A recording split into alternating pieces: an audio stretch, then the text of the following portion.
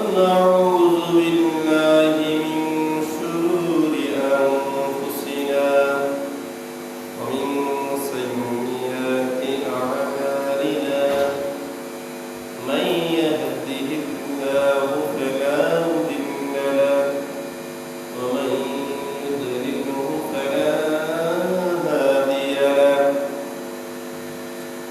ونشهد أن لا إله إلا الله وأن محمدا عبده ورسوله الذي أرسله الله تعالى بالحق بشيرا ونذيرا وداعيا إلى الله بإذنه وسراجا منيرا أما بعد فيا أيها المؤمنون وفقكم الله فأنتم آمنون سالمون عليكم بالطهارة فإن كثيرا من العبادة موقوفة على الطهارة والنظافة موجبة البركة والسعادة قال النبي صلى الله عليه وسلم إذا توضأ العبد المسلم أو المؤمن فغسل وجهه خرج من وجهه كل خطيئة نظر إليها بعينيه مع الماء فقد قال الله تعالى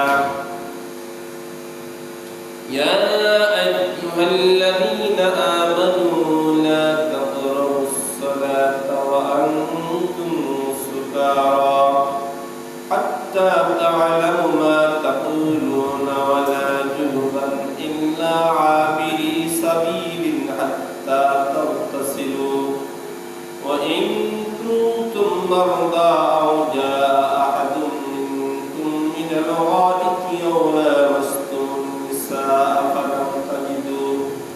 فلم تجدوا ماء فتيمموا صعيدا طيبا فامسحوا بوجوهكم وأيديكم إن الله كان عفوا غفورا فقد قال الله تعالى إن الله وملائكته يصلون على النبي يا أيها الذين آمنوا صلوا عليه وسلموا تسليما اللهم صل على سيدنا مولانا محمد وعلى آله سيدنا مولانا محمد اللهم صل على سيدنا مولانا محمد وعلى آله سيدنا مولانا بلغ العلا بكماله كشف الدجى بجماله حسنت جميع خصاله صلوا عليه وآله معزز محترم شمس উপস্থিত সম্মানিত মুসলিম ইকরাম আসসালামু আলাইকুম ওয়া রাহমাতুল্লাহি ওয়া বারাকাতুহু ওয়ালাইকুম আসসালাম। আল্লাহ সুবহানাহু ওয়া তাআলা তার শানে লাখি শুকর ও সুজুদ যেই মহান রব্বুল ইজ্জাত আজকে আপনাকে আমাকে রবিউস সানি এর 11 তারিখ শুক্রবার দিন জুমার নামাজে এসে বসে রাসূল করিম সাল্লাল্লাহু আলাইহি ওয়াসাল্লাম তার শানে দরুদ কালামুল্লাহ শরীফ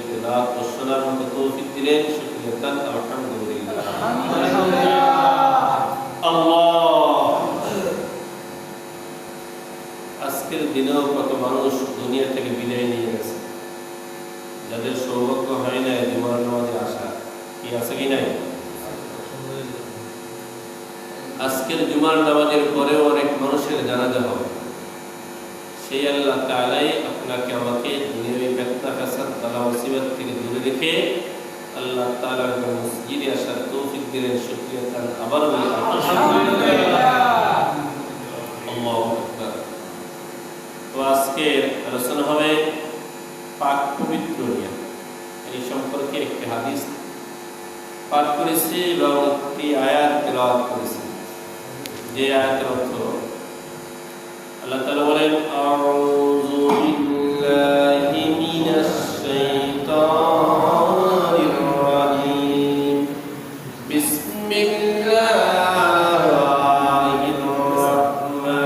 রাহমানির রাহিম, ইয়া আইয়ুহাল্লাযীনা আমানু লা তাকরাবুস সালাতা ওয়া আনতুম সুকারা হাত্তা তা'লামু মা তাকুলুনা ওয়া লা জুনুবান ইল্লা আবিরি সাবিলিন হাত্তা তাগতাসিলু।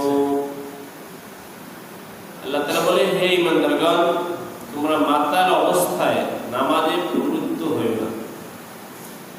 মাতাল অবস্থায় নামাজে যাওয়া যাবে না। তবে যখন তোমরা পরস্পরের কথা বুঝতে পারো তখন যেও। যখন সুস্থ হবে, একজনের কথা বললে বুঝতে পারবে যে কথা বলতেছে, কথাগুলো বোঝা যাবে না, তখন নামাজে যাওয়া যায়। কিন্তু মাতাল অবস্থায় যাওয়া যাবে না। এরপরে অপবিত্র অবস্থায় নামাজে যাওয়া যাবে না, তবে গোসল করিয়া যাওয়া যাবে। কিন্তু যদি পথিক মুসাফির আছে না, মুসাফির যদি হয় আর গোসলের সুযোগ যদি না পায়, তবে তায়াম্মুম করিয়া নামাজ পড়া যাবে। আর যদি তোমরা রুগ্ন কিংবা প্রবাসী হও, রোগ অবস্থায় অথবা প্রবাসী অথবা পায়খানা করিয়া আসো কিংবা স্বামী স্ত্রী সহবাস করো আর পানি না পাও, তাহা হইলে পবিত্র মাটি দ্বারা নিয়ত সহকারে তায়াম্মুম করো। এই অবস্থায় তোমাদের মুখমণ্ডল এবং হস্তসমূহ মাসিহ করো। নিশ্চয়ই আল্লাহ তাআলা ক্ষমাশীল বরকতময়। তাইলে নামাজের গুরুত্বটা কত চিন্তা করতে পারছেন? তারা বুঝাইতে চাইছে নামাজের গুরুত্ব কত। তায়াম্মুম হলেও নামাজ ছাড়া যাবে না, তায়াম্মুম করতে হইলেও নামাজ পড়তে হবে। নামাজের গুরুত্বটা কত এই সম্পর্কে আমি ইনশাআল্লাহ যাব সামনে। তো আরেকটা হাদিস পাঠ করেছিলাম, এটা হলো قال النبي صلى الله عليه وسلم إذا توضأ العبد المسلم أو المؤمن فغسل وجهه خرج من وجهه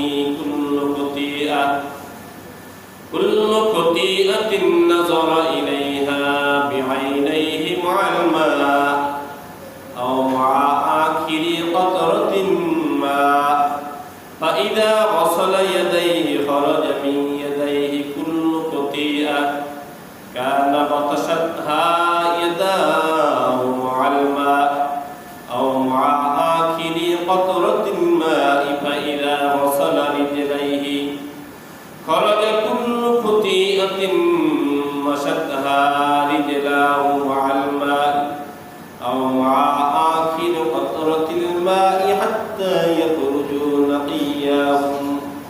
نقيا من الذنوب رواه المسلم। রাসূল করিম সাল্লাল্লাহু আলাইহি ওয়াসাল্লাম বলেন, কি বলেন? ইযা তাওয়াদ্দাআল আবদুল মুসলিমু আবিল মুমিনু ফাগাসালা ওয়াজহাহু, মুমিন বান্দা যখন ওযু করে তখন মুখ ধৌত করিবার সময় পানির সঙ্গে তাহার চোখের কৃত যাবতীয় গুনাহ ঝরিয়া যায়। সুবহানাল্লাহ। ওযু কত বড় জিনিস। মুমিন বান্দা যখন ওযু করে, মুখমণ্ডল যখন ধৌত করে, তখন এই ওযুর পানির সঙ্গে মুখমণ্ডলের চোখের ছবিরে গুণসমূহ জড়িয়ে দেয়। সুবহানাল্লাহ, সুবহানাল্লাহ। আল্লাহ যে কত বড় মহান, আল্লাহ যে কত পারে, আল্লাহ যে কি, এগুলো বুঝতে দূরে কোথাও যাওয়া লাগে না। আমার থেকেই আমি বুঝাইতে পারি কিনা? মুখমণ্ডলের দিক তাকাই দেখেন, আপনার মুখমণ্ডলের সব জায়গায় কি দাড়ি আছে? দাড়ি আছে। যদি সমস্ত জায়গায় দাড়ি দিলে আপনারা কেউ বাধা দিতে পারতেন? আমরা কেউ বাধা দিতে পারতাম না। দেখেন, যেই জায়গায় প্রয়োজন সেইখানে দাড়ি দিয়েছে। বাকি যেই জায়গাটুকু, ওই জায়গাটুকুতে দাড়ি যে দেয় নাই, এই ক্ষমতা কার বলেন? আল্লাহ। চিন্তা করে দেখুন কেমন আল্লাহ, কেমন মাহমুদের মাহমুদ। যেইখানে আপনার সৌন্দর্য ফুটে উঠবে, সৌন্দর্য দেখবে, আকর্ষিত হবে স্ত্রী, সেখানে দাড়ি দেয়। আবার যেখানে প্রয়োজন, মুরব্বী হয়ে গেলে এই থালা পড়ে যায় গালে, সেইখানে দাড়ি দিয়ে এমন ভাবে গুছিয়ে থুইছে আপনার থালা দেখা যায় না। দেখা যায় বলে মনে হয় যেন সমস্ত মুখমণ্ডল একভাবে আছে। এর জন্য এই সকল দাড়ি, এগুলো সাসা ঠিক না, এগুলো আরো সৌন্দর্য বৃদ্ধি করে। কি করে বলতে পারবো? যারা মোটেও রাখে না, সে কথা ভিন্ন। সে কথা কি ভিন্ন। তার কারণ কি? তাদের তো রাখার জন্য বলা হয় কি রে? বলা হয়, রাখে না, সেটা তাদের কথা। আল্লাহ তাআলা তাদেরকে দেখে। এরপরে আমার অনেক সময় মনে হয় যে এই যে আমাদের দুইটি চাপা দিয়েছেন, যা থেকে আমরা সদা সর্বদা কথা বলি, এরপরে চাবাই, খানা দানা খাই, ওইখানে আজ পর্যন্ত কোন ডাক্তার, কোন ইঞ্জিনিয়ার, কোন বিজ্ঞানী আজ পর্যন্ত একটা স্ক্রু পাইছে? একটা স্ক্রু দিয়ে ওখানে আটকে দিয়েছে বা লোহা দিয়েছে, সেখানে জং ধরেছে, মৃত্যু পর্যন্ত, মৃত্যুর পরেও 2-3 দিন পর্যন্ত ওখানে সেভাবেই থাকে, ওটা সরাইতে কেউ পারে না। যেটা বলেন সুবহানাল্লাহ। চিন্তা করতে পারেন যে আল্লাহ কেমন। এরপরে আসুন আর একটা কথা, যে এই যে ভুরু দিয়েছে, ভুরু, চুল যেইভাবে বৃদ্ধি পায়, তেমনি ভাবে যদি এই ভুরুটা যদি বৃদ্ধি পেত, তাহলে এই চোখ দেখে থাকতো না? বলেন, চোখ দেখে থাকতো? আমরা দেখতে পারতাম? কতদিন কামানো সম্ভব, কতদিন ছাটা সম্ভব? দেখেন আল্লাহ কেমন মহান, যে সেই ভুরু যতটুকু লম্বা প্রয়োজন ততটুকুই দিয়ে রেখেছে মৃত্যুর পূর্বক্ষণ পর্যন্ত। সুবহানাল্লাহ। আল্লাহ তাআলাকে জানতে বুঝতে বেশি দূরে যেতে হয় না, বেশি দূরে যেতে হয় না। আর একটু দূরে না গেলে নয়, সেটা হইল, আমি কথা থেকে আর একটা কথা দূরে গেলাম, যে এর জন্য বেশি বেশি আমাদের পড়া সম্ভব রাসূল করিম সাল্লাল্লাহু আলাইহি ওয়াসাল্লাম তার ইতিহাস, খন্দকের যুদ্ধ, উহুদের যুদ্ধ, বদরের যুদ্ধ, এরপরে আসুন তার জীবন কাহিনী, এগুলো যদি আমরা পড়ি তাইলে বুঝতে পারবো যে আল্লাহ কত মহান। এই আরেকটু কথা না গেলেই নয়, সেটা হইল খন্দকের যুদ্ধে বিশাল খাল খনন করেছে। খন্দক মানেই খাল। তো সর্বশেষ কথা ইতিহাসে এখন যাব না, যেইখানে সর্বশেষে সেই মরুভূমিতে সব পাথর, সব কি পাথর, সেই পাথরের খাল খনন করেছে সাহাবারা। যেটা বলেন সুবহানাল্লাহ। ইসলাম এমনি আসে না, ত্যাগের বিনিময়ে আসছে। কিছুদিন আগে আমাকে এক ভদ্রলোক, আমি গিয়েছিলাম অনেক দূরে সফরে গিয়েছিলাম, এই রবিবারে। তো এক ভদ্রলোক জিজ্ঞাসা করছে, হুজুর জামাতে ইসলাম কোরআনের কোন জায়গায় আছে? এই কথা আমার কাছে জিজ্ঞাসা করছে। আমি বলছি জামাতে ইসলাম কোরআনে আছে কিনা আমার জানা নেই, কিন্তু জামাত মানে দল, ইসলাম মানে শান্তি, এটা হলো শান্তির একটা দল। তবে এইটা জানি যে শান্তি সম্পর্কে কোরআনে, এই কোরআনটা নাজিলি হয়েছে যে আমরা যাতে মানুষেরা, সমস্ত মানুষেরা যেন আমরা কোরআনের পথে আসি এবং কোরআনের পথে এসে শান্তিতে যেন আমরা জীবন যাপন করতে পারি, এটা কোরআনে আছে। তো আমরা যারা এখন বলতেছে হুজুর তাহলে জামাত ইসলাম চাই, এবং তারা চায় প্রত্যেকের দিলের মধ্যে কোরআন প্রত্যেকের দিলের মধ্যে থাকুক এবং সেই কোরআনের আইন অনুযায়ী প্রত্যেকটা মানুষের জন্য আমরা চলাফেরা করি। কোরআন কিন্তু এমনি নাজিল হয়। বেলাল রাদিয়াল্লাহু তাআলা আনহু 19টা ধর্ম ত্যাগ কইরা, আমি সারসংক্ষেপ করে প্রত্যেকটা, তো 19টা ধর্ম ত্যাগ কইরা 20টা ধর্ম যে 20 নম্বর ধর্ম পালন করেছে সেটা হলো পবিত্র কোরআনুল কারীম। জোরে বলেন সুবহানাল্লাহ। সমস্ত ধর্ম ত্যাগ করে একমাত্র কোরআনের দলে আসছে। কোরআনের দলে আসার কারণে তার কিন্তু এরকম রৌদ্র শোয়াই রাখছে, পাথরের চাপা দিয়েছে, মারধর করেছে, জিহ্বা পর্যন্ত, সুবহানাল্লাহ, সেখানেও প্যারেক মেরেছে। জোরে বলেন সুবহানাল্লাহ। ভাইরা আমার, ইতিহাস জানতে চাই না, চোখের পানি এসে যায়। এই ইসলাম এমনি এমনি আসে না। ইসলামকে আসলে ইসলাম সোজা, কিন্তু আনতে অনেক ত্যাগ তিতিক্ষা গিয়েছে। খন্দকের যুদ্ধে সেই পাথরওয়ালা জায়গা, সেখানে 14 মাইল 15 মাইল পর্যন্ত জায়গাকে খাল খনন করতে হয়েছে। খনন করে সর্বশেষ যেখানে যে গিয়া বেঁচে পড়েছে সেখানে হইল 3 টুকরো পাথর ছিল, যেই পাথর টনকে টন ওজন, যেখানে আর সম্ভব নয় সেই পাথর খনন করা। আল্লাহর রাসূল সাল্লাল্লাহু আলাইহি ওয়াসাল্লাম তার কাছে গিয়েছে, ইয়া রাসূলুল্লাহ, ইয়া হাবিবাল্লাহ, সব তো হয়েছে, কিন্তু এখন যেখানে এসে আমরা বেঁধে পড়েছি সেখানে 3টা টুকরো রয়েছে, যেই টুকরো আমাদের দ্বারা সম্ভব হয় না। আল্লাহর রাসূল বলেন, হ্যাঁ সাহাবারা, আমার হাতে দাও কুরআন, আমার হাতে দাও লোহা, আসো আমার সঙ্গে আসো। আল্লাহর রাসূল সাল্লাল্লাহু আলাইহি ওয়াসাল্লাম এসে সামান্য হাতুড়ি দিয়া একটা মেরেছে, সাথে সাথে শূন্য বিশূন্য হয়ে গেছে। সুবহানাল্লাহ। আল্লাহ পারে কি পারে না? দেখেন, আল্লাহ পারে কি পারে না? আল্লাহই পারে, আল্লাহর দ্বারাই সবকিছু হয়।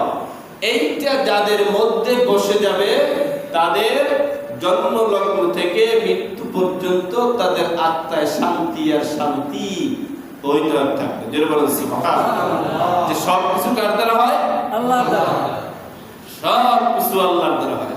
নাইলে সামান্য টনকে টন ওজন, সামান্য আঘাতে, এরপরে আবার আরেকটা আঘাত করেছে, সামান্য আঘাতে সেটাও চূর্ণ বিচূর্ণ হয়ে গেছে।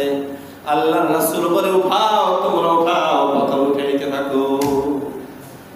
সর্বশেষ কথা যেটা, তৃতীয় যেটা, সেটা ওইভাবে চূর্ণ বিচূর্ণ হয়েছে। তার ভিতর থেকে এমন আগুনের প্রজ্বলি বের হয়েছে, সমস্ত মানুষ চমকে গিয়েছে। সুবহানাল্লাহ।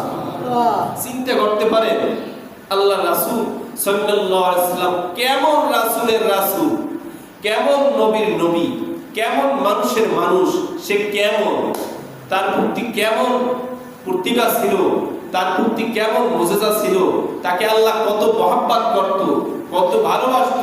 তারপরেও সেই রাসূল তার শরীরের রক্ত জমিতে দিতে হয়েছে, ভূমিতে দিতে হয়েছে। যেটা বলেন সুবহানাল্লাহ।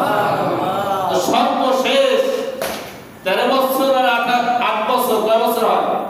13 আর 8 কত? 21 বছর। মক্কায় কত বছর ছিল? 13 বছর। মদিনায় কত বছর? 8 বছর। এরপরে 14,000 সৈন্য নিয়ে এসে সেই মক্কায় বিজয়ের জন্য আজানের এক আজান দেবে। আজকে এতদিন পর্যন্ত পারে না, এতদিন পর্যন্ত পারে না। 21 বছরে কি না 23 বছর, 23 বছরে পারে না। এখন আজানের জন্য আসছে। তো তেমনি ভাবে আমি সারসংক্ষেপ কথা বলবো, সব বলবো না।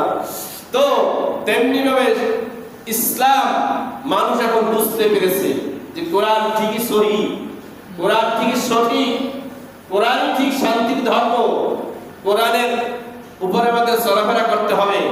এর জন্য দলে দলে মানুষ ইসলামের দিকে দাবিত হোক, আমরা সবাই চাই না? বলেন কি সবাই চাই? সবাই কোরআন শিখুক, কোরআন বুঝুক, কোরআন অনুযায়ী জীবন যাপন করুক। চলে বলেন সুবহানাল্লাহ। তো যেই কথা বলতে চাইছিলাম, আল্লাহর রাসূল সাল্লাল্লাহু আলাইহি ওয়াসাল্লাম তিনি বললেন, যখন কোনো মানুষ ওযু করার জন্য যায় এবং তার মুখমণ্ডল ধৌত করে সহি কইরা, তখন তার মুখমণ্ডল থেকে যত সগীরা গুনাহ আছে, চোখের মধ্যে যত সগীরা গুনাহ আছে, সমস্ত সগীরা গুনাহ সমূহ আল্লাহ তাআলা জড়াইয়া দেয়। চোখের সগীরা গুনাহ শেষ নাই, আছে বলে। মাঠে নামবেন, জমিনে নামার সাথে সাথেই গুনাহ শুরু হয়ে যায়। ঘর থেকে বের হওয়ার সাথে সাথেই কি গুনাহ শুরু হয়ে যায়। তো এই গুনাহ জড়ানোর জন্য আমাদেরকে সদা সর্বদা তওবার উপরে থাকতে হবে। আস্তাগফিরুল্লাহ, সকলে বলুন আস্তাগফিরুল্লাহ, জোরে বলুন আস্তাগফিরুল্লাহ। এরপরে আল্লাহর রাসূল বলেন, খরাজা মিন ওয়াজহি কুল্লু খতিআতিন নাযারা ইলাইহা বিআইনাইহি মাআল মা আও মা আখিরি কতরাতিল মা ফাইযা গসালা ইয়াদাইহি খরাজা মিন ইয়াদাইহি কুল্লু খতিআতিন কানা বাতশাতাহা ইয়াদাহু মাল মা। রাসূল করিম সাল্লাল্লাহু আলাইহি ওয়াসাল্লাম বলেন যে যখন হাত ধুইবার সময় হস্তের অর্জিত যাবতীয় গুনাহ পানির সঙ্গে জড়িয়ে যায়। সুবহানাল্লাহ। যখন ওযু করার সময় হাত ধুইতে যায়, দুই হাতের কড়ি সহ তিনবার দোয়া সুন্নাত। কয়বার দোয়া সুন্নাত? তিনবার দোয়া সুন্নাত। দুই হাতের কড়ি সহ তিনবার দোয়া সুন্নাত। যখন ধৌত করে তখন ইমাম আবু হানিফা রাহমাতুল্লাহ আলাইহি বলেন, আমি দেখতে পাইলাম যে ওই পানির সঙ্গে সগীরা গুনাহ জড়িয়ে যাইতেছি। আল্লাহর রাসূল সাল্লাল্লাহু আলাইহি ওয়াসাল্লাম তিনি বলেন, তিনি শুধু দেখেন নাই, তিনি নিজ মুখে বলেন যে হাত ধুইবার সময় হাতের সগীরা গুনাহ সমূহ জড়িয়ে যায়। আবার যখন দুই পা ধৌত করে, দুই পা ধৌত করে, ধৌত করার সঙ্গে সঙ্গে পায়ের সগীরা গুনাহ সমূহ জড়িয়ে যায়। আবার বলি সুবহানাল্লাহ। আমরা সবাই এটা চাই না? বলেন কি সবাই চাই যে আমাদের সগীরা গুনাহ না থাকুক, সগীরা গুনাহ জড়িয়ে যাও? এটা চাই না? চাই। এবার আবু হানিফা রাহমাতুল্লাহ আলাইহি তিনি বলেন, এরপরে যখন পরিপূর্ণ ওযু হয়ে যায়, মাথা যখন মাসে করে, গর্দান মাসে করা হলো মুস্তাহাব। গর্দান মাসে করা কি মুস্তাহাব? জানি না অনেকে। মাথার চারিভাগের এক ভাগ মাসে করা ফরজ, কিন্তু গর্দান মাসে করা হলো মুস্তাহাব। এইরকম যখন ওযু সমস্ত যখন করে আর যখন অঙ্গ প্রত্যঙ্গ হয়, সমস্ত অঙ্গ প্রত্যঙ্গের সাথে ওযুর সাথে সমস্ত সগীরা গুনাহ জড়িয়ে যায়। এরপরে আল্লাহর বান্দা যখন নামাজে দাঁড়িয়ে যায়, নামাজে দাঁড়িয়ে যাওয়ার সাথে সাথে আল্লাহু আকবার ধ্বনি দেয়া যখন দুই হাত সুন্দর করে যখন বেঁধে যায়, যখন বাঁধার সাথে সাথে আল্লাহ তাআলার আরশ থেকে তার উপর খাস রহমত নাযিল হতে থাকে। জোরে বলুন সুবহানাল্লাহ। সর্বশেষ যেই কথা সেইটা হলো, মানুষ নামাজ সালাম ফিরানোর পরে বামে সালাম ফিরাতে দেরি হইতে না হইতে আল্লাহ তাআলা তার সমস্ত জিন্দেগীর গুনাহটুকু মাফ করে দেয়। আর জোরে বলেন সুবহানাল্লাহ। ইমাম আবু হানিফা রাহমাতুল্লাহ আলাইহি বলেন, সালাম ফিরাইতে দেরি হইতে পারে, কিন্তু এমন আল্লাহ যে আল্লাহ ওই বান্দার সমস্ত গুনাহ মাফ করতে আর দেরি করে না। তাহলে নামাজ, এর জন্য এই আয়াতখানে বলছে নামাজ ছেড়ে দেওয়া যাবে না। যদি রুগ্ন হও, যদি পূর্বাসী হও, পানি পাও নাই, পানি না পাওয়ার পরে তুমি স্বামী স্ত্রী সংগ্রাম করেছো, তারপরেও পানি পাও নাই, তারপরে তায়াম্মুম করে হলেও নামাজ পড়তে হবে। নামাজ ছেড়ে দেওয়া যাবে না কোন অবস্থায় না। আজকের আয়াত দিয়ে যেটা আমরা পেয়েছি সেটা হলো কোন অবস্থায় পায়খানা করেছেন, পানি পান নাই, পানি কোথাও নাই, আপনি নিরাকুল ব্যবহার করে তারপরে তায়াম্মুম করে হলো নামাজ পড়তে হবে। কথাটা কত বড় কথা। এমনকি স্ত্রী সহবাস করেছেন, তারপরেও আপনি পানি পান নাই, মাটিতে তায়াম্মুম করেও হলেও নামাজ পড়তে হবেই হবে। এই আয়াত দিয়ে আজকে এইটা প্রমাণিত হয়েছে। আমি সমস্তগুলো বলা তো সম্ভব না এই সময়, কিন্তু আজকে দুইটি কথা বললাম যে নামাজ ছাড়া যাবে না। 2 নম্বরে হলো নামাজ ওযু দিয়া সমস্ত অঙ্গ প্রত্যঙ্গের সগীরা গুনাহ সমূহ আল্লাহ তাআলা ঝরাইয়ে দেয়। এরপরে নামাজ দিয়া আল্লাহ তাআলা তার সমস্ত কবিরা গুনাহ সমূহ আল্লাহ তাআলা মুছিয়ে দেয়। জোরে বলেন সুবহানাল্লাহ।